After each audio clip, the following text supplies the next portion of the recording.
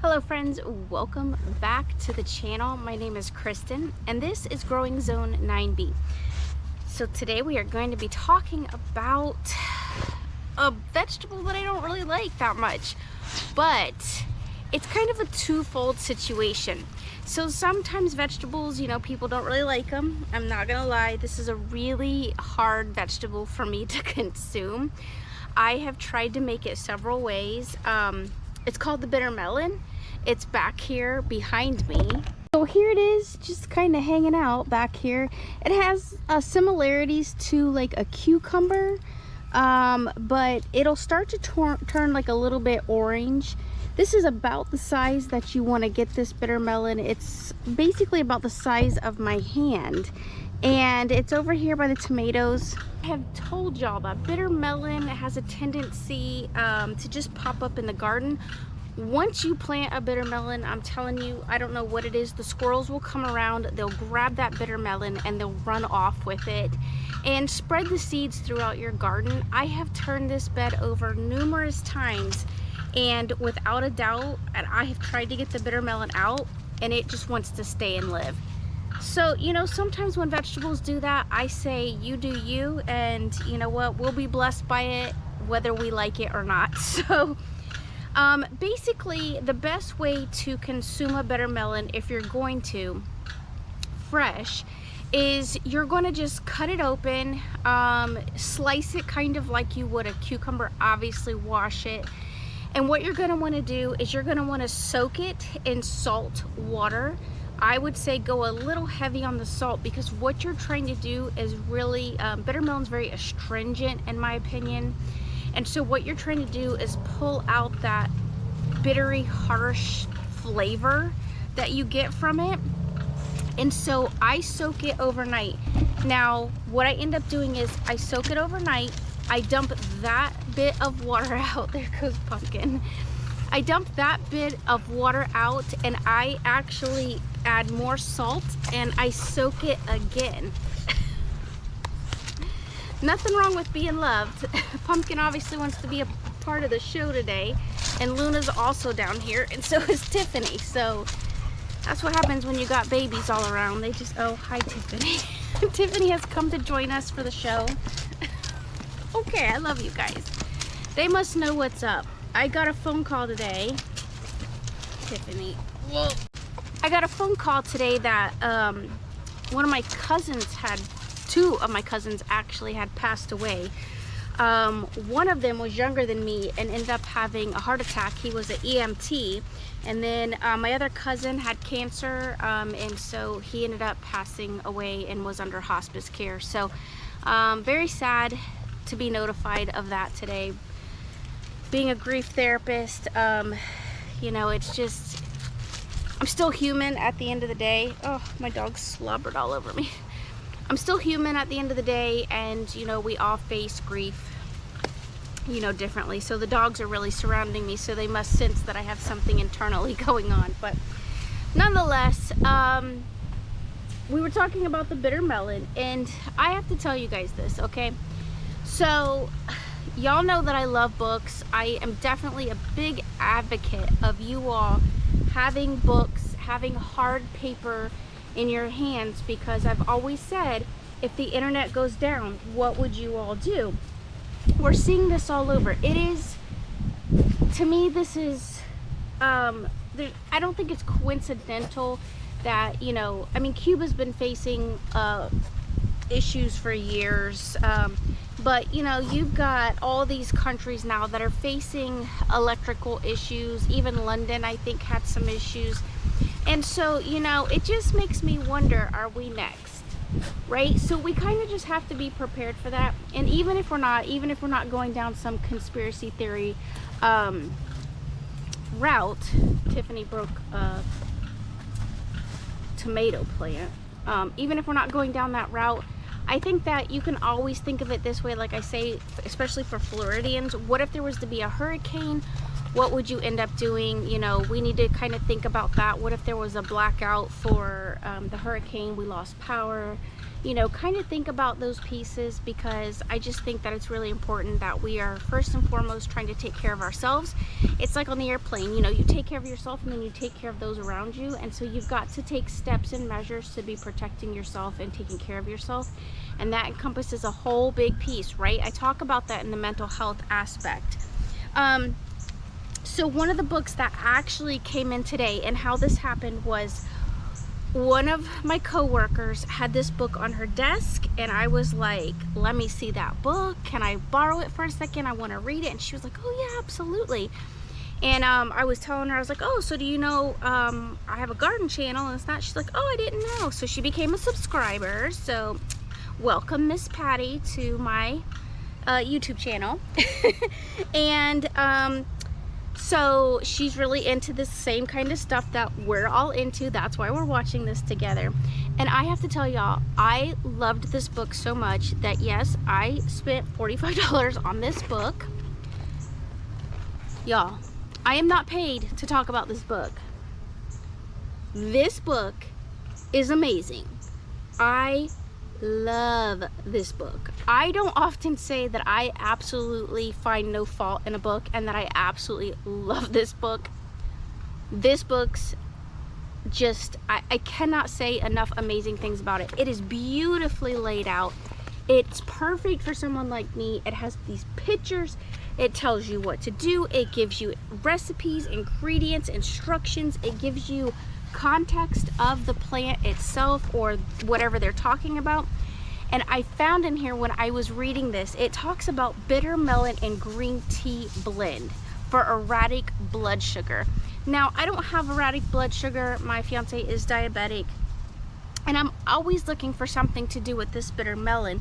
And it talks about using the bitter melon dried. So to me, here's how I would do this, which is probably wonky, but I would soak it in salt. So like I said, I do an overnight soak in salt. I drain that water off. I put new water on it while I'm at work, right, in the morning. So I pour a bunch of salt, and I mean, I heavy salt it because I really want to pull that astringent like flavor out of it. I heavy salt it. When I come home at lunch, I drain it again, and then I do a third salt soaking. This is just me personally. I do a third salt soaking. By the time I come home, I can rinse it off. You rinse the bitter melon off, and then if you're gonna consume it, cook it. A lot of people use it in stir fry. You can look up recipes. I think it's really an acquired taste, but sometimes those bitters, and that's what I talk about, those bitters are really good for you. And so there is a beautiful recipe right here. It's on page 254, and it talks about making a bitter melon drink. And so it says 1 teaspoon of dried bitter melon slices, 1 teaspoon of green tea leaves, and 1 cup of hot water. And you're just gonna steep that for 5 to 7 minutes, and you're gonna get the beneficial nutrients that you need out of this bitter melon. You can obviously add some honey to it once the water cools down a little bit, because you don't want to lose the good properties of the honey if you pour it into hot tea. I watch a lot of people do that. They pour you know, their honey into a hot tea. I've done it myself, like, but you're kind of like really deleting out the good properties, and you kind of want to avoid that. So don't always follow what I do. Do what's best for you. I always say that. Do your own research. Anything in this book is obviously not an end-all be-all, but it's definitely beneficial. There are so many, I mean, I can't even tell you. She talks about bug sprays, immunity, like antiviral components. It talks, like, we've done this one before, antiviral honey, and basically it's 6 cloves of fresh garlic, 1 lemon, 1 cup of raw honey, 1 slice of fresh ginger, and you're just gonna kind of let that like soak in and just absorb each other and get all married and hang out. And that's what I'm saying, like, we've done this before. I've never added lemon to it, but I have done lemon and honey and let that sit for at least, you know, a few months or whatever. I've kind of just let it sit and do its thing. I've done it separately with ginger. I've done a ginger one, and then I've kind of done all this separately. Pumpkin was just digging in the bed. Like, seriously, I'm sitting here recording this video and she's digging. I've got to break her of this habit. I just, this dog. All right. So anyway, so you can, you know, we've talked about all these things. Like, we've done just the garlic and honey, and I've told y'all a good way to consume the garlic and honey is my fiance likes it over chicken, or we have like the chicken nuggets, or you can get the Corin or the, you know, fake nuggets, and you can use it over that if you're really like, you like the taste of it. It doesn't bother me at this point, I think, because I've been consuming garlic and honey for so long that I have done garlic and honey just like over coconut yogurt. It's kind of like sweet. The other day I actually sauteed the garlic in with some like a rice, like I did a fried rice, and I put it in there, and they actually tasted super sweet and caramelized. It was great. I was getting the garlic, I was getting the honey that I needed. I thought it was fantastic. So I will actually be doing more of that. I had just spoken to my fiance. He went to the store, to Whole Foods, and picked up one of the honeys that I like. Not the big honey gallon size that I get, but these little jars. And the jars are now $20 a piece. So that's like, stuff is definitely escalating because those jars were around $12 a piece. So they have almost basically doubled. After you pay tax and stuff, they've definitely doubled. So we need to be doubling down on our efforts to be growing. So Miss Carrie, she's actually had 3 deaths recently. Literally, she just came from a funeral today, and she was telling me about one of her friends actually has a garden, and she is unable to pick from her garden because her husband had some health issues. He's still alive, but he had some health issues. And so she was saying that that her basically husband, Miss Carrie's husband, he had brought home a bunch of bell peppers, and that this individual, one of her friends, had so many bell peppers that she's just throwing them on the ground at this point. So I gave her a bunch of Whole Foods bags, and I was like, please tell Mr. Eddie, which is her husband, basically, and I said, please tell Mr. Eddie to bring me some bell peppers. I will be more than willing to freeze them. I've got, you know, my nephews, my mom, I've got friends, family. Listen, don't ever let food go to waste, even if it requires you going and having to pick it. I said, you know, I'll go and pick it if that's what we need to do to help out, because we need to be saving as much produce as we can.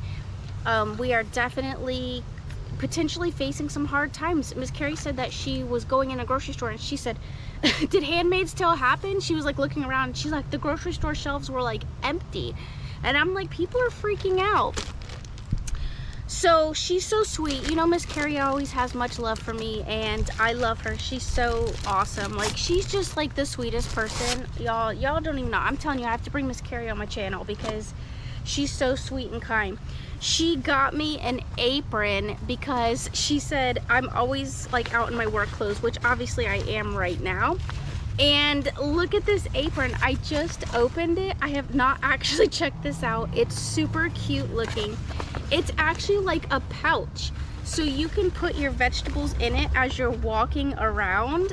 Oh my gosh, this is awesome. Thank you, Miss Carrie. So yeah, it's definitely, it's got a pouch so that we can be putting, it goes this way, so we can be putting our vegetables in our pouch. And I think that's great because I'm always like running around with stuff in my hands and saying, oh, I have to go back in the house, I have to get you know, a basket, I have to get something to pick my vegetables.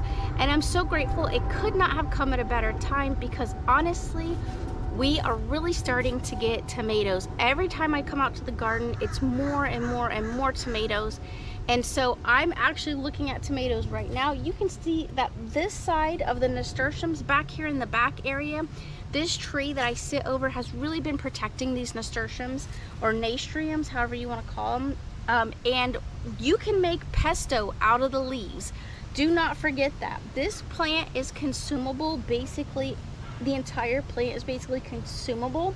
So we made nasturtium or nasturtium jelly, and the easiest way to make a pesto with this, now I'm allergic to pine nuts, but what you can do is you take these flowers, you take the petals, the leaves, and you just pick the leaves off. You put them in a food processor. Now I use walnuts or pecans. Add a little olive oil, blend them in the food processor, and then pour them over some pasta. Get yourself some fresh tomatoes or some basil, and then you've got yourself a delicious, wonderful meal. How simple is that, friends? You don't have to go anywhere. And like I said, most of the time people don't realize that flowers are edible and that the flower leaves are edible. And so that is a good way during a depression or some type of, you know, bug out situation, that you can actually be eating food right from your garden and nobody has no idea how much beautiful nutrients that you're actually getting, which is awesome. So let's go over here. I just want to show you guys real quick. I'm so proud that these tomatoes are starting to come in. I can't wait for them to come in on that big plant. I was telling Miss Carrie that I'm probably going to be picking tomatoes by the gallon-sized bags for sure, because we are just blessed in our Sweet 100 cherry tomatoes. Let's go check them out. All right, so here are our tomatoes starting to come in. You can see that they're beautiful. They're absolutely just gorgeous and red and just looking fantastic. I've got some over here on the other side. It's kind of hard to see through here, but you can kind of see maybe a little bit that the tomatoes are coming in over here. You can see a lot of green tomatoes. Let's go check them out over here in this area. You can see this plant looks like it's starting to collapse, but reality is I think it's just getting weighed down with the tomatoes. Like there's tomatoes here, we've got tomatoes there. You can see tomatoes are absolutely all throughout the garden. Look at that. We've got tomatoes. I mean, just tons of tomatoes. Like I said, this entire bush. I mean, oh yeah, look, more tomatoes are over here. Look at that. Tomatoes. More tomatoes. We've got tomatoes here. So I definitely don't have too many tomatoes over there on that bush, but we can come over here. I've got another tomato plant that just popped up on its own. And remember, I've said, let tomatoes just do their thing, right? Like, we don't always have to like mess with our plants.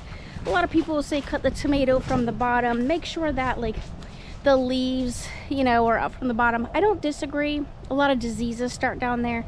But as you can see, this one wraps around this whole base of this huge tree. And I'm not even joking you. It's got to be at least 12 feet in length, easily. And that's one plant.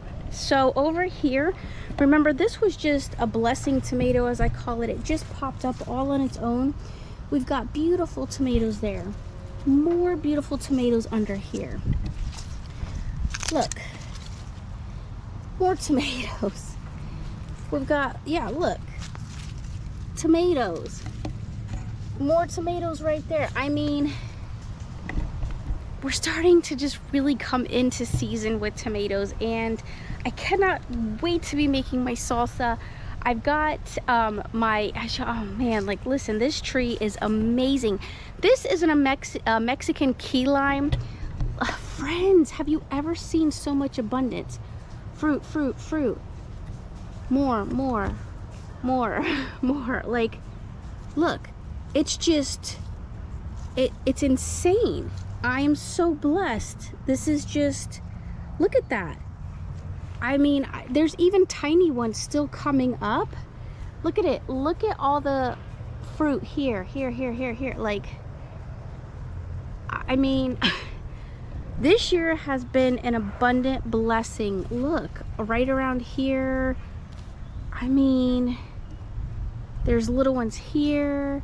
Look at them there. There's another one here. I mean, I'm telling you, I probably at least have 100 key limes, if not more, on this plant. So I've had to keep this plant really watered. We've had a fairly dry season so far.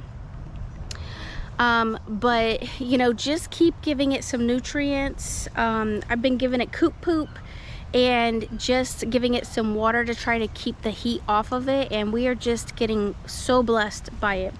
This area over here really isn't doing too well. The heat's really starting to kick in. I have to come over here and get some beans, you know, And oh goodness, I have to get this pepper. Yeah, look at this pepper. This pepper's coming in the house today. Let's get it off the plant. I should have brought my handy little dandy knife. All right, there's my pepper. Wow, that's awesome. It's only one pepper, but that's okay. I'll take it. It's super large for me. This is an amazing pepper. I'm so grateful to have this. Oh, it smells so good. I'm so grateful to have this pepper. I cannot wait to just try this pepper. And don't forget, you can save your seeds. I can put these seeds in the dehydrator and just kind of dry them out and then add them to a jar. If I wanted to, I have a flat sheet that I can add into the dehydrator and it will preserve those seeds. But for a hot summer day, I mean, because friends, it is very hot here. Look how beautiful that is. So all right, friends, this video has gone on long enough, but as always, love one another, be kind, and I cannot wait to see you guys out in the garden real soon. We're going to be picking those tomatoes.